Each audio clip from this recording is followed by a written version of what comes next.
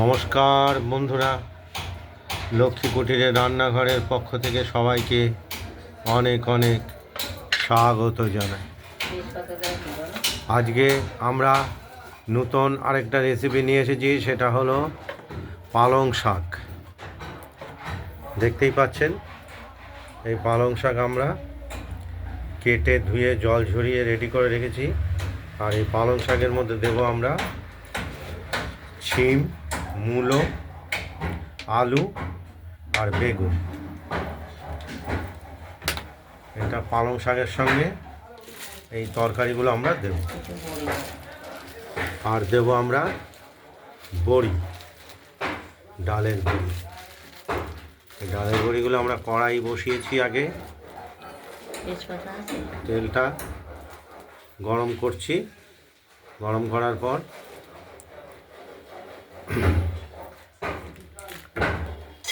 এই বড়িগুলো আমরা ভেজে নেব।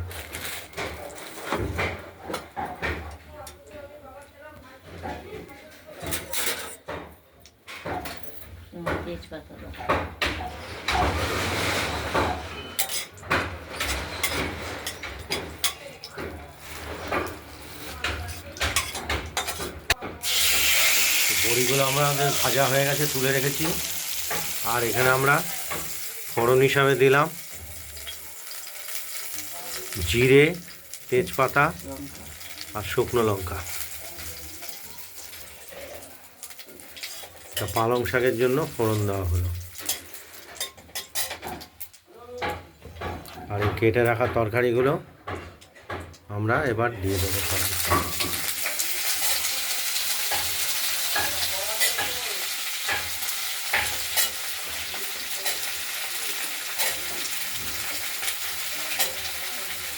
লঙ্কা ছেড়ে দিয়েছে। আর এতে ঝালের জন্য আমরা লঙ্কা ছেড়ে লঙ্কা চিড়ে দিয়েছে। দেওয়া হয়।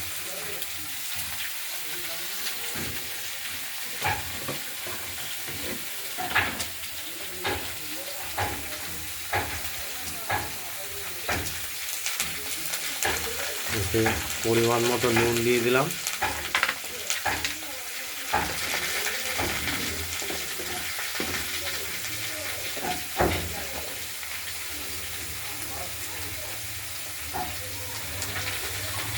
পরিমাণ মতো হলুদও দিয়ে দিলাম।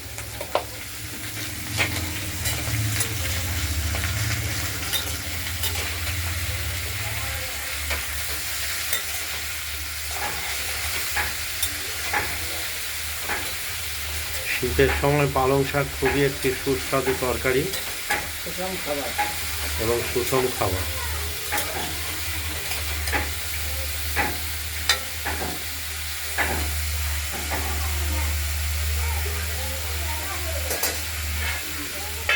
রেখে দিলাম, দেখতে থাকুন। দিয়ে দিলাম পালং পাতাগুলো এবার আমাদের দিয়ে দিলাম। তরকারিগুলো একটু ভাজা ভাজা করে নিয়েছি। এটা থেকে জল বেরোবে, এতে সেদ্ধ হবে।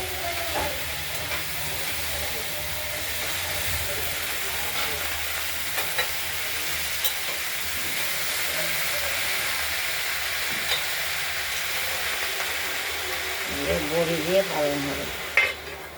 বড়ি ভাজা করে রেখেছি, জলটা বেরোবে, সেই জলে সেদ্ধ হবে।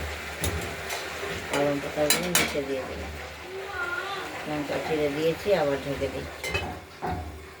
নাড়বো চাড়বো, আবার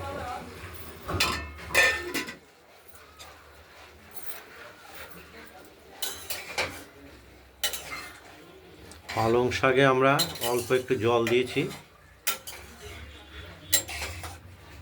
নাহলে শাক থেকে সেরকম জল বেরোয়নি তো। না জল দিলে সেদ্ধ হয় না শাক এবং তরকারিগুলো।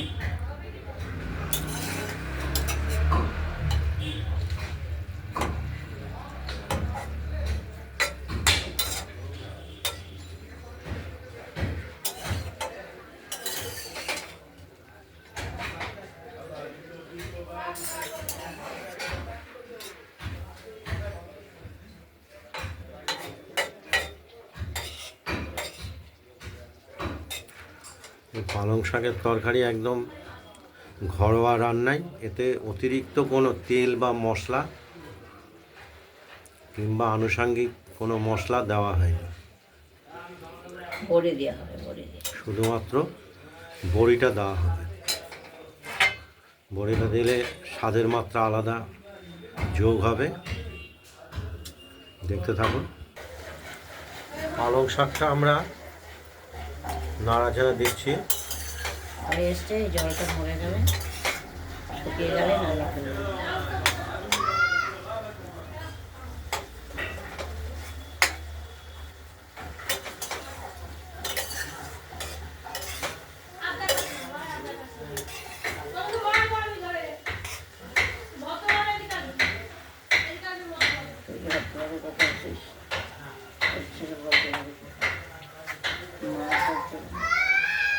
মহাভাগ্য নয় হচ্ছে ভদ্রভাবে আসবে।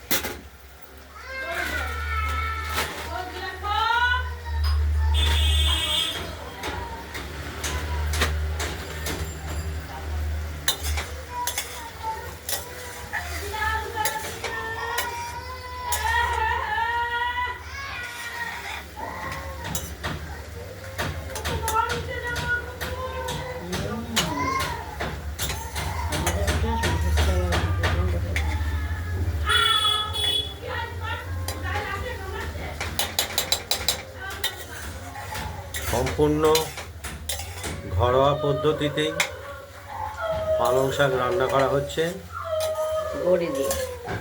বড়ি দিয়ে। একদম ভেজে রাখা বড়িগুলো দেখতেই পাচ্ছেন। এই বড়িগুলো আমরা দেবো পালং শাকে। হয়ে গেছে। আমাদের পালং শাকটা রেডি হয়ে গেছে। এটা নামিয়ে ফেলবো কড়াই থেকে।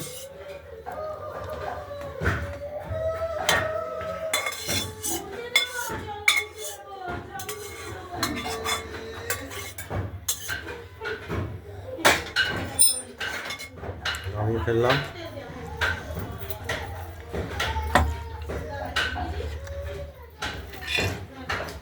বড়ি, ভেজে রাখা বড়িগুলো দিয়ে দিলাম।